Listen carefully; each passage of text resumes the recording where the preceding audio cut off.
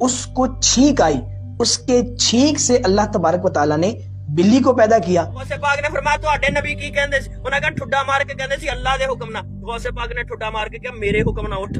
کہ پاخانے کا جو مقام ہے اس کو ٹائٹ کرے اور سانس کو روک کر کے رکھے اور پھر اس کے بعد استنجا کرے۔ جناب اگر آپ ویلے بیٹھے ہیں تو سنیے مولانا صاحبان کی 10 گانی شریف۔ ایسے قصے کہانیاں کڑ کے سنانے والے سمجھتے ہیں کہ شاید ہم یہ سٹوریاں سنا کے اولیاء اکرام کی شان بڑھا رہے ہیں، حالانکہ اولیاء اکرام کی جو شان ہے وہ بہت ہی اعلیٰ ہے۔ آپ کے ان قصے کہانیوں کو اولیاء اکرام پر بہتان تو کہا جا سکتا ہے، لیکن اولیاء اکرام کی شان ہرگز نہیں۔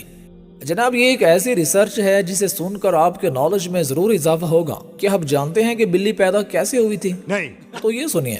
بلی کیسے پیدا ہوئی؟ جب طوفان نوح آنے سے قبل حضرت نوح علیہ نبینا علیہ الصلوۃ والسلام نے تمام جانوروں کے جوڑوں کو کشتی میں سوار کیا تو ان سوار ہونے والوں میں ایک چوہا بھی تھا۔ لوگ اس بات سے ڈرنے لگے کہ جو اناج اور جو چیزیں ہم نے کشتی میں سوار کی ہیں، چونکہ چوہے کی فطرت ہے کترنا، تو یہ تو اس کو اناج کو خراب کر دے گا۔ تو اس وقت وہاں پر موجود ایک دوسرا جانور درندہ شیر، اس کو چھینک آئی، اس کے چھینک سے اللہ تبارک و تعالیٰ نے بلی کو پیدا کیا۔ یہ بلی کو دیکھ کر چوہا ڈرنے لگا، اس ڈر کے مارے وہ ایک جگہ پر دبک کر بیٹھ گیا۔ کی گل ہے کوئی گل ہے گل ہے مجھے دسو کوئی گل ہے تو میں مان لوا، تسی مان لو بڑی بڑی گل۔ اب ذرا روزے کی حالت میں استنجا کرنے کا طریقہ سنیں کہ روزے دار آدمی اگر روزے کی حالت میں استنجا کرے گا تو اس کا طریقہ یہ ہے کہ پاخانے کا جو مقام ہے اس کو ٹائٹ کرے اور سانس کو روک کر کے رکھے اور پھر اس کے بعد استنجا کرے، کیونکہ ایسا ہو سکتا ہے کہ اگر استنجا کرنے میں سانس کو ڈھیلا چھوڑا تو استنجا کرنے میں جو پانی ہے وہ پاخانے کے راستے سے پیٹ میں پہنچ جائے۔ اگر پاخانے کے راستے سے استنجا کرتے ہوئے پانی پیٹ کے اندر پہنچ گیا تو روزہ ٹوٹ جائے گا۔ علمی باتیں ایسی ہوتی، بڑا علم ہے جی آپ کے پاس۔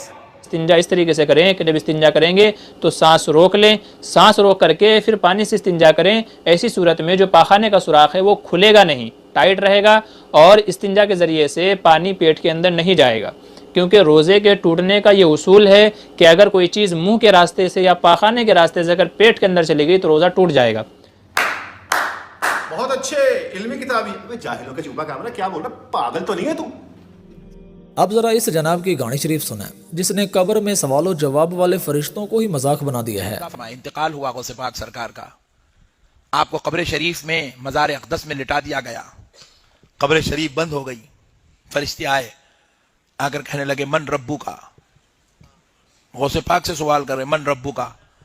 غوث پاک سرکار نے کہا کیا تم کو آداب نہیں معلوم کہ بات کرنے سے پہلے سلام کیا کرو؟ کیا ملا یہ 2 رکعت کے امام کچی روٹی اور پکی روٹی پڑے ہوئے؟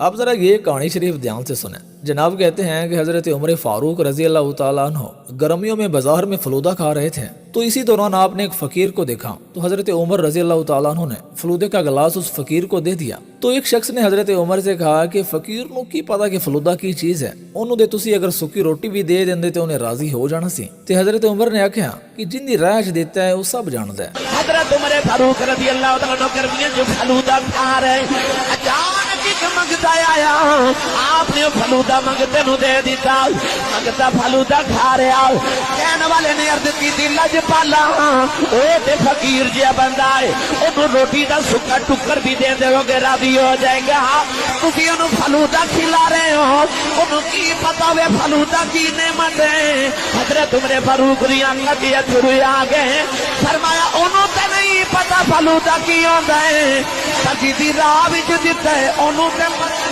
اب عرض صرف اتنی سی ہے کہ آج تو 1450 سال پہلے مدینے دے بازار وچ فلودے دی ریڑھی کنے لائی سی۔ اب ذرا اس ٹیچر کو دیکھیں جو بچوں کو حضرت عبد القادر جیلانی رحمہ اللہ کی طرف منسوب کر کے ایک کہانی سنا رہا ہے۔ جناب کہتے ہیں کہ ابھی عبد القادر جیلانی رحمہ اللہ ماں کے پیٹ میں ہی تھے تو ماں کو جب چھینک آتی تو اس پر جب وہ الحمدللہ کہتی تو آپ رحمہ اللہ پیٹ کے اندر ہی سے یرحمک اللہ کہتے تھے۔ بچپن سے پیٹ کے اندر ولی تھے، بچپن سے ولی تھے۔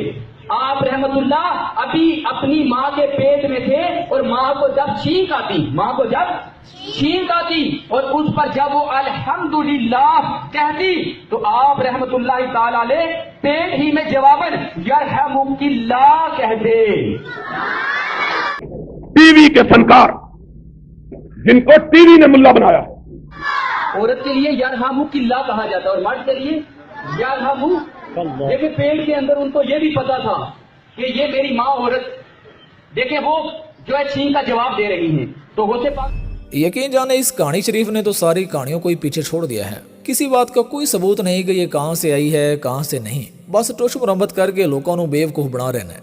अगर किसी को गौस पाक का मर्तबा पूछना है तो खिजर अलैहिस्सलाम से पूछे। इसी की मुलाकात हजरत खिजर से हुई। पूछा, ये शेख अब्दुल हक लिख रहे हैं मुहद्दिस देलवी, कि खिजर अलैहिस्सलाम से पूछा कि अब्दुल कादिर जिलानी कैसे हैं, तो खिजर अलैहिस्सलाम ने फरमाया उनके जैसा वली ना उनसे पहले होगा ना उनके बाद उनके जैसा कोई वली हो सकता है। या गौस पाक आपकी इतनी शान है कि हुजूर मेराज पर गए हैं तो आप अपना कंधा पेश करते हैं, आप अपना कंधा मेराज पे पेश करते हैं। पैदा होने से कमोबेश 450 साल पहले आप अपना कंधा हुजूर को पेश करते हैं। अल्लाह के रसूल पूछते हैं, ये तोहफतुल कादरिया में शेख अबुल मुअल्ली ने लिखा कि हुजूर पूछते हैं अल्लाह ये कौन बंदा था जिसकी रूह अभी हाजिर की गई मौला, कि इसकी तरफ मेरा दिल खिंचता था। तो फरमाया मेरे महबूब ये तेरी औलाद में से है, जो मकाम नबियों में तुझे अता किया वो मकाम वलियों में उसको अता किया उसको। अच्छा, ये पीर जिलानी की रसूल सल्लल्लाहु अलैहि वसल्लम से मुलाकात कहां हुई?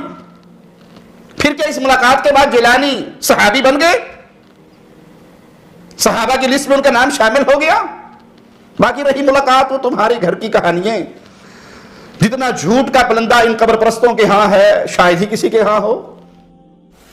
आप एक दोस्त इमरी साहब सन शरकपुर दे ओ अहले हदीस सन।